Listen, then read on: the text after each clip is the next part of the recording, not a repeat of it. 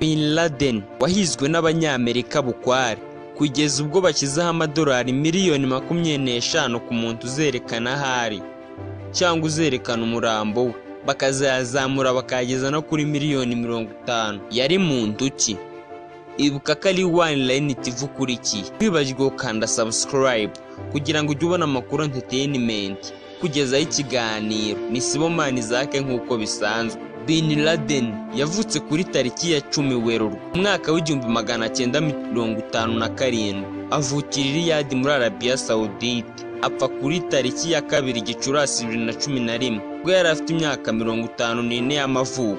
Yiciwe ahitwa Abbottabad muri Pakistan ku mugabane wa Aziya. Se Muhammad akomoka muri Yemen, yari umukire afite sosiyete y'ubwubatsi, avukana n'abana 53 bahuje se, ariko bavuka ku bagore 22. Bin Laden yize ibijyanye n'ubucuruzi muri kaminuza yitiriwe umwami Djibouti muri Arabia Saudite guhera mu mwaka w'1974 kugeza mu mwaka w'1978. Ayirangije yahise yinjira muri politiki ubwo igikomangoma cya Arabia Saudite Turuki cyamusabaga gushyira hamwe k'abakoranabushake mu kurwanya abasoviyeti muri Afghanistan. Kiza umwaka umwe gusa avuye muri iyo kaminuza, yagiye kwiga muri Leta Zunze Ubumwe za Amerika. Yize y'imyaka 10 guhera mu mwaka w'1979 kugeza mu mwaka w'1989. Yaje kwigishwa n'abanyamerika, banamuha ubushobozi mu bwubatsi no mu bijyanye na gisirikare kugira ngo azabakorere neza, kuko yagizwe umukozi w'ishami ry'ikigo gishinzwe iperereza CIA. Bin Laden yagiranye amakimbirane na Amerika muri Gashyantare mu mwaka w'1989 ubwo abasoviyete batangazaga ku mugaragaro ko bavuye muri Afghanistan, maze umutwe w'abisilamu Bin Laden yari ayoboye ushaka gukomeza intambara ngo uzafate umurwa mukuru wa Afghanistan, Kabul. Ariko Amerika na Arabia Saudite bahita bahagarika ubufasha bwose bahaga Bin Laden, dore ko intego yabo yari imaze kugerwaho. Iyi niyo yabaye impamvu ya Bin Laden yo kwanga urunuka Amerika. Muri Gashyantare mu 1996 nibwo Bin Laden yabaye ku mugaragaro umwanzi wa Amerika, ubwo yatangazaga ko agiye kwibasira inyungu za Amerika aho ziri hose. Uyu mugabo yabaye igihe kinini muri USA. Mu mwaka w'1999 ibiro by'ubwubatsi bya FBI byamushyize ku rutonde rw'abantu 10 bakekwaho ibikorwa by'iterabwoba bashakishwa cyane kurusha abandi ku rwego rw'isi. Uru rutonde yarushyizweho na FBI nyuma y'uko umutwe yayoboraga wa Al-Qaeda ukeswaho kugira uruhare mu bwicanyi bwabereye kuri ambasaderi za USA muri Tanzania na Kenya muri uyu mwaka. Ndetse FBI yahise ishyiraho akayabo ka miliyoni 25 z'amadolari ya USA umuntu wese watangaza amakuru yatuma Osama Bin Laden afatwa cyangwa akaboneka yaba yapfuye cyangwa ari muzima. Aya mafaranga yaje kugirwa miliyoni 50 na Sena ya USA. Mu mwaka wa 2006 Roni yakoze urutonde rw'abantu n'imitwe ishobora kubikorana na Al-Qaeda cyangwa se n'abatalibani. Tariki ya 30 Ugushyingo 2009 Sena ya USA yashyize ahagaragara raporo ivuga ko Bin Laden yaba yarishwe ubwo yari ari mu misozi ya Tarabara. Ndetse nyuma yaho umunyamabanga wa leta ushinzwe umutekano muri Amerika Robert Gotez yatangaje ko hashize igihe kinini batazi irengero rya Osama Bin Laden. Yongeye kumvikana avuga tariki ya 24 Mutarama 2010 ubwo yigambaga ibitero byahitanye indege ya sosiyete Northwest Airlines yavaga Amsterdam ijya Detroit, ndetse atanatangariza Amerika muri rusange ko agiye kuyigabaho ibindi bitero bikomeye. Nubwo uyu mugabo yahigwaga bukware na Amerika, bamwe babibonaga nk'inkinamico kuko n'umutwe w'intagondwa wa Hezbollah nabo wigeze kumushinja gukorana na Amerika akabyitirira Isilamu. Ibi bitero yaje kubigaba kuri Amerika kandi bisa n'ibihungabanyije isi yose muri rusange. Tariki ya 11 Nzeri 2011 mahanga yarijijwe cyane na Bin Laden kubera igikorwa yakoze gikomeye cyane kibi cyagize ingaruka ku isi yose. Tariki ya 11 Nzeri 2011, iyo tariki isi yose ntizibagirwa ubwo World Trade Center yagwaga n'indege z'abiyahuzi zigahitana ubuzima bwa benshi. Amerika yahise itangira guhiga bukwara abagize uyu mutwe. Perezida Bush wari uriho icyo gihe yatangiye urugamba. Perezida Bush ari imbere ya Kongere igihugu yakoresheje imvugo y'umwana w'imyaka 5 waburiye se muri ibyo bitero. Yamwandikiye agira ati, babarira dawe nkunda, akira uyu mupira, sinshaka gukina uyu mupira kugeza ubwo nzongera kukubona dawe mwiza. Iri jambo ryahise ritera kongera iki gihugu ikiniga, maze yemeza ko abagize uyu mutwe bagomba guhigwa bukware. Biciye kuri Twitter yashyizwe ahagaragara n'ibiro bya Perezida Barack Obama, yavuze ko Obama yari yatangaje iby'urupfu rwa Osama Bin Laden. Iyi nkuru yaje gutangarizwa isi yose ko Bin Laden yishwe. Ibi ndetse byanashimangiwe na Nuwari, wari umugaba mukuru w'ingabo za Amerika. Abraham wahoze akorana na Minisitiri w'Ingabo Donald Rumsfeld yandikaga kuri Twitter ati, "Bwiwe n'umuntu ukomeye cyane ko bamaze kwica Osama Bin Laden." Mu kumara isi yose amatsiko, Perezida Barack Obama yatangarije abanyamerika bose n'isi yose muri rusange ko urupfu rwa Osama ari impamo. Yishwe n'umutwe w'ingabo zidasanzwe za USA Navy Seals. Byavuzwe ko umurambo we wari mu maboko y'ingabo za Leta Zunze Ubumwe za Amerika. Umurambo wa Osama Bin Laden washyinguwe mu nyanja. Nubwo Bin Laden yishwe, bamwe mu bantu bamufataga nk'intwari ndetse n'igihangange biterwa n'uko amarware ye hari nk'abayabonagamo ushaka gucogoza Amerika. Yari yarigize igihangange kandi akaba yarakomokaga mu muryango ukize.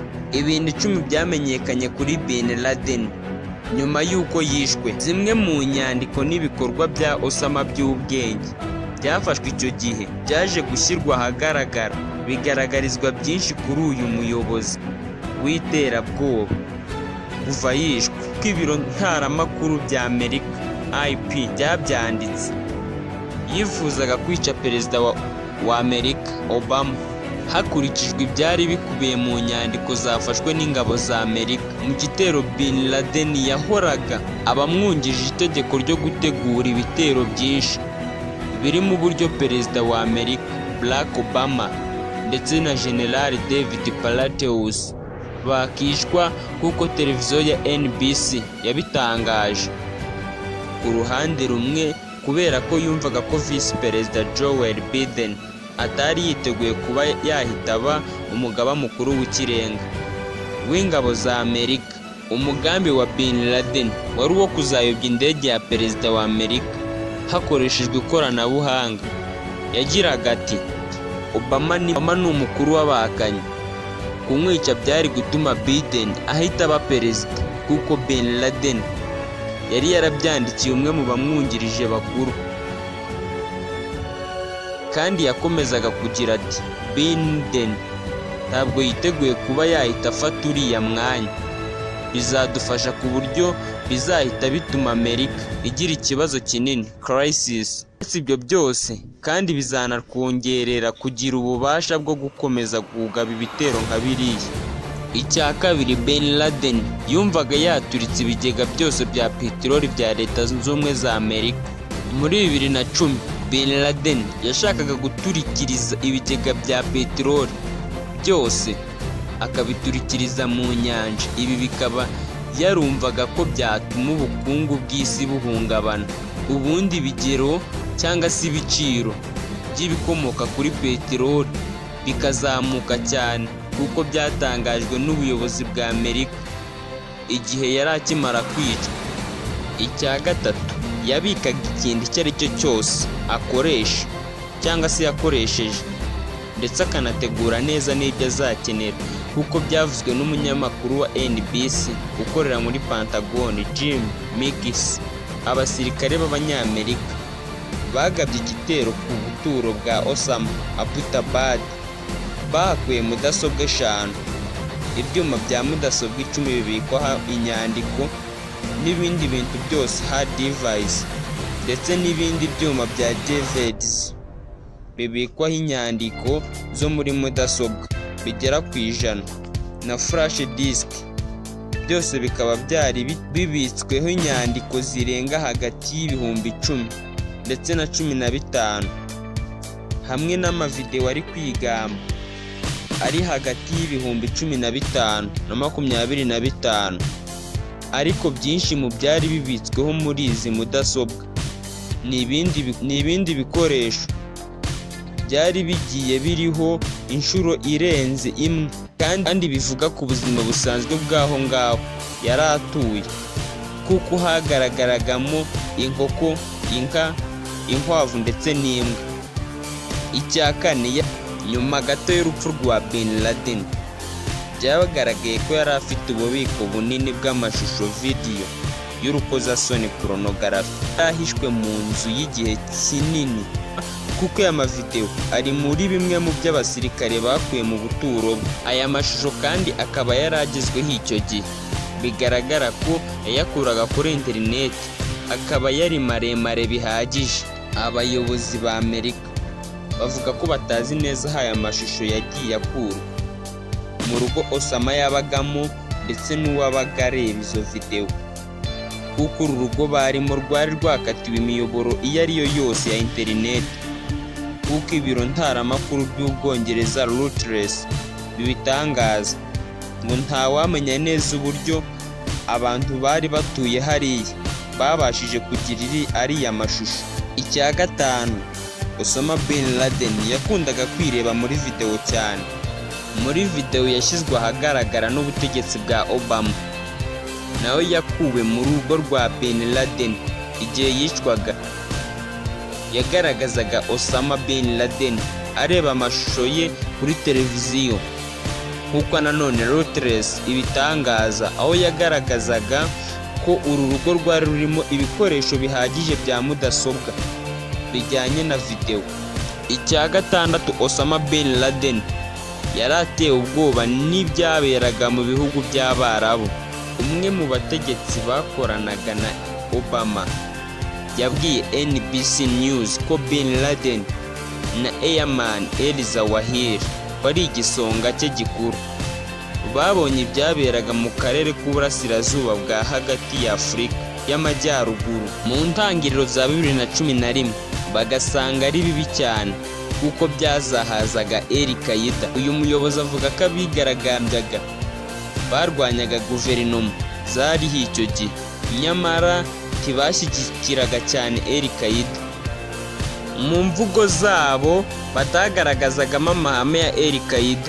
Icya karindwi, yari asigaye yigunga cyane akanagira ibitekerezo bidafatika. Icyo wari kubona ni uko Bin Laden yashoboraga kuzana igitekerezo, ariko kikaba ari kigari cyane ku buryo kutagishyira mu bikorwa cyangwa se gushyirwa mu bikorwa byabaga bigoye cyane, kandi nabwo nawe kubyumva bikagorana. Uku ni kumwe mu bayobozi bakorana na Obama yatangarije NBC ati hari ubwo yashoboraga guhindukirana umwe mu bamwungirije amusaba kugira icyo akora, ariko ugasanga nta bwumvikane bugihari cyangwa bikabagora cyane kumwumva, ku buryo biba ngombwa ko bamusobanurira uburyo bigoye gukora igikorwa runaka cy'iterabwoba. Mu mpera za 2011, nk'uko uyu muyobozi wavugishije NBC yabivuze, hari hasigaye hariho ikintu cy'uko abayobozi bakuru batamwumva, kuko bigoye gukora igihe abakade boroheje bagiye bicwa. Icya munani, yari asigaye yizeye bidashoboka. Peter Began, umunyamakuru wa CNN uzobereye mu by'umutekano, akaba yarananditse igitabo cyamenyekanye cyane cyiswe Manhunt: The 10-Year Search for Bin Laden. Wagenekereza ngo guhiga umuntu ugashakishwa imyaka 10 kwa Bin Laden. Avuga ko umuyobozi wa Al-Qaeda